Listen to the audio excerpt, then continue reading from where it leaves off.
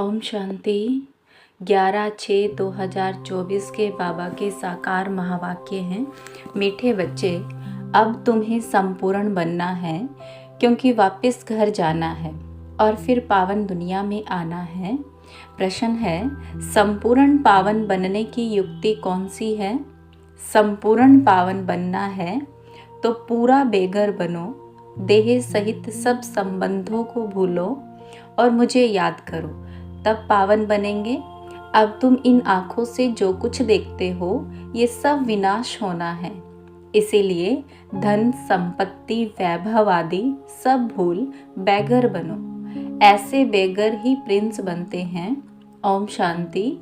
मीठे मीठे रूहानी बच्चों प्रति रूहानी बाप समझा रहे हैं। बच्चे यह तो अच्छी रीति समझते हैं कि शुरू में आत्माएं सब पवित्र रहती हैं। हम ही पावन थे।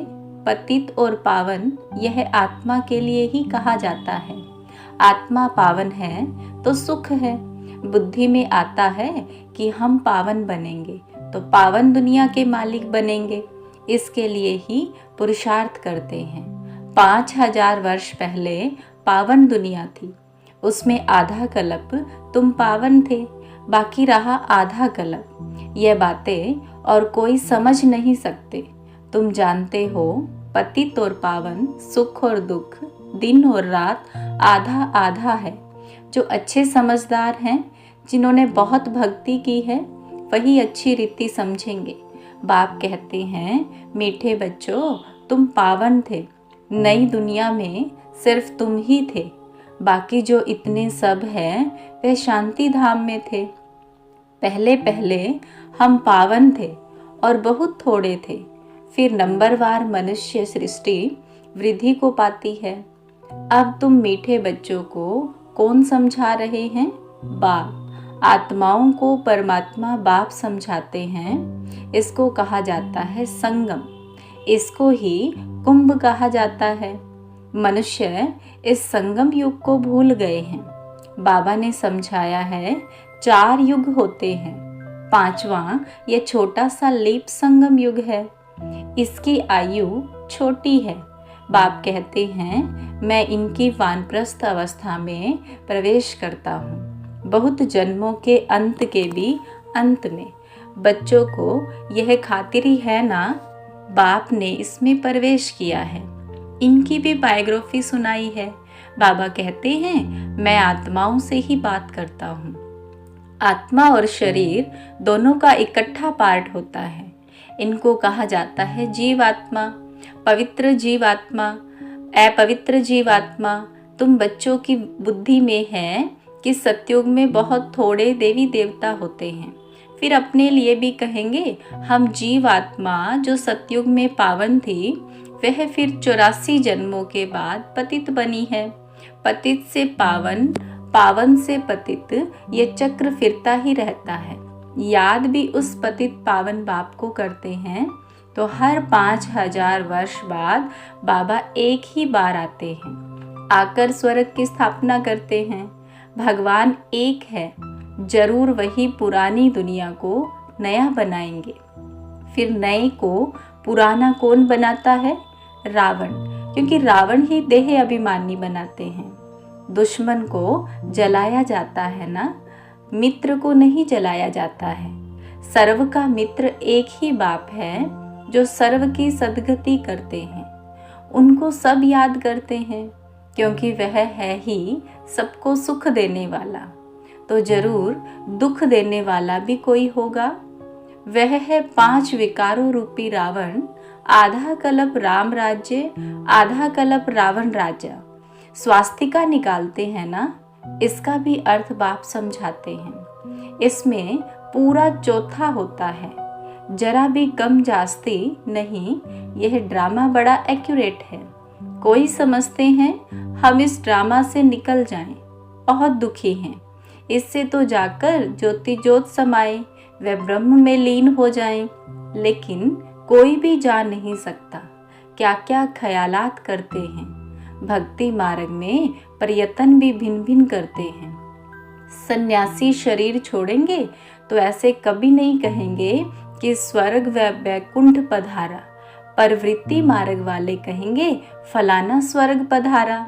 आत्माओं को स्वर्ग याद है ना? तुमको तो सबसे ज़्यादा याद है। तुमको दोनों की हिस्ट्री ज्योग्राफी का पता है और कोई को पता नहीं है। तुमको भी पता नहीं था। बाप बैठ बच्चों को सब राज समझाते हैं। ये मनुष्य सृष्टि रूपी वृक्ष है। वृक्ष का जरूर बीज भी होना चाहिए। बाप ही समझाते हैं पावन दुनिया कैसे पतित बनती है, फिर मैं पावन बनाता हूँ। पावन दुनिया को कहा जाता है स्वर्ग। स्वर्ग पास्ट हो गया, फिर जरूर रिपीट होना है, इसलिए कहा जाता है वर्ल्ड की हिस्ट्री रिपीट होती है। अर्थात वर्ल्ड ही पुरानी से नई, नई से पुरानी होती है। रिपीट माना ही ड्रामा है। ड्रामा अक्षर बहुत अच्छा है, शोभता है। चक्र हुबहू फिरता ही रहता है। नाटक को हुबहू नहीं कहा जाता। कोई बीमार हो पड़ते हैं तो छुट्टी ले लेते हैं। तो तुम बच्चों की बुद्धि में है हम पूज्य देवता थे, फिर पुजारी बने हैं। बाप आकर पतित से पावन बनने की युक्ति बताते हैं, जो कि 5000 वर्ष पहले बताई थी। सिर्फ कहते हैं बच्चे मुझे याद करो। बाप पहले पहले तुमको आत्म अभिमानी बनाते हैं। पहले पहले यह पाठ देते हैं बच्चे अपने को आत्मा समझो और बाबा को याद करो। इतना तुमको याद कराता हूँ, तुम फिर भी भूल जाते हो। भूलते ही रहेंगे जब तक ड्रामा का अंत आए। अंत में जब विनाश का समय होगा तब पढ़ाई पूरी होगी। फिर तुम शरीर छोड़ देंगे। जैसे सर्प का भी एक पुरानी खाल छोड़ देता है ना, तो बाप भी समझाते हैं तुम जब बैठते हो अथवा चलते फिरते हो, देही अभिमानी होकर रहो। आगे तुमको देह अभिमान था, अब बाप कहते हैं आत्म अभिमानी बनो।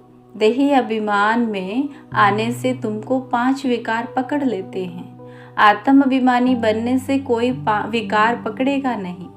देही अभिमानी बन बाप को बहुत प्यार से याद करना है। आत्माओं को परमात्मा बाप का प्यार मिलता है। इस संगम युग पर इसको कल्याणकारी संगम कहा जाता है, जबकि बाप और बच्चे आकर मिलते हैं। तुम आत्माएं भी शरीर में हो, बाप भी शरीर में आकर तुमको आत्मा निश्चय कराते हैं। बाप एक ही बार आते हैं, जबकि सभी को वापस ले जाना है। समझाते भी हैं हम तुमको कैसे वापस ले जाएंगे। तुम कहते भी हो हम सभी पतित हैं, आप पावन हो, आप आकर हमको पावन बनाओ। तुम बच्चों को पता नहीं है कि बाबा कैसे पावन बनाएंगे। जब तक बनावे नहीं तब तक क्या जाने। यह भी तुम समझते हो आत्मा छोटा सितारा है, बाप भी छोटा सितारा है, परंतु वह ज्ञान का सागर है, शांति का सागर है। तुमको भी आप समान बनाते हैं। यह ज्ञान तुम बच्चों को है, जो तुम फिर सबको समझाते हो। फिर सतयुग में जब तुम होंगे तो ये ज्ञान सुनाएंगे क्या? नहीं, ज्ञान सागर बाप तो एक ही है, जो तुमको अभी ही पढ़ाते हैं।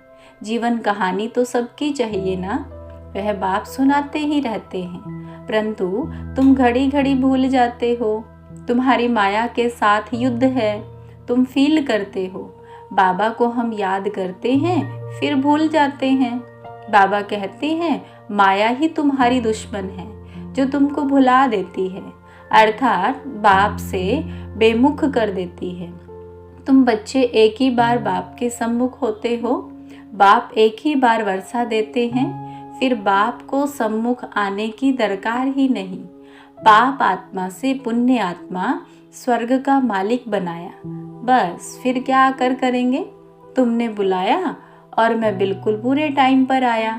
हर 5000 वर्ष में बाद मैं अपने समय पर आता हूँ। ये किसको भी पता नहीं। शिवरात्रि क्यों मनाते हैं, उसने क्या किया, किसको भी पता नहीं। इसलिए शिवरात्रि की हॉलीडे आदि कुछ भी नहीं करते हैं और सबकी हॉलीडे करते हैं। लेकिन शिव बाबा आते हैं, इतना पार्ट बजाते हैं उनका कोई को पता नहीं पड़ता, अर्थ ही नहीं जानते। भारत में कितना अज्ञान है। तुम बच्चे जानते हो कि शिव बाबा ही ऊंचते ऊंच हैं, तो जरूर मनुष्य को ऊंचते ऊंच बनाएंगे। बाबा कहते हैं, मैंने इनको ज्ञान दिया, योग सिखाया, फिर वह नर से नारायण बना। उन्होंने यह नॉलेज सुनी है, ये ज्ञान तुम्हारे लिए ही है और किसी के लिए शोभता नहीं। तुमको फिर से बनना है और कोई नहीं बनते। यह है नर से नारायण बनने की कथा। जिन्होंने और धर्म स्थापन किए, सब पुनर्जन्म लेते लेते तमो प्रधान बने हैं। फिर उन सबको सतो प्रधान बनना है। उस पद के अनुसार फिर रिपीट करना है। उच्च पार्टधारी बनने के लिए तुम कितना पुरुषार्थ कर रहे हो।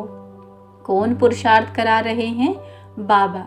तुम उच्च बन जाते हो, फिर कभी याद भी नहीं करते हो। स्वर्ग में थोड़े ही याद करेंगे। उच्चते उच्च बाप है, फिर बनाते भी उच्च हैं। नारायण से पहले तो श्री कृष्ण है, फिर तुम ऐसे क्यों कहते हो कि नर से नारायण बने? क्यों नहीं कहते हो नर से कृष्ण बने? पहले नारायण थोड़े ही बनेंगे, पहले तो प्रिंस श्री कृष्ण बनेंगे ना। बच्चा तो फूल होता है, वह तो फिर भी युगल बन जाते हैं। महिमा ब्रह्मचारी की होती है। छोटे बच्चे को सतो प्रधान कहा जाता है। तुम बच्चों को ख्याल में आना चाहिए कि हम पहले पहले जरूर प्रिंस बनेंगे। गाया भी जाता है, बेगर टू प्रिंस। बेगर किसको कहा जाता है? आत्मा को ही शरीर के साथ बेगर व साहूकार कहते हैं। इस समय तुम जानते हो सभी बेगर्स बन जाते हैं, सब खत्म हो जाते हैं। तुमको इस समय ही बेगर बनना है, शरीर सहित। पाई पैसे जो कुछ है खत्म हो जाएगा। आत्मा को बेगर बनना है, सब कुछ छोड़ना है, फिर प्रिंस बनना है। तुम जानते हो धन दौलत आदि सब छोड़कर बेगर बन हम घर जाएंगे, फिर नई दुनिया में प्रिंस बनकर आएंगे। जो कुछ भी है सब कुछ छोड़ना है। यह पुरानी चीज़ कोई काम की नहीं है। आत्मा पवित्र हो जाएगी, फिर यहाँ आएंगे पाठ बजाने।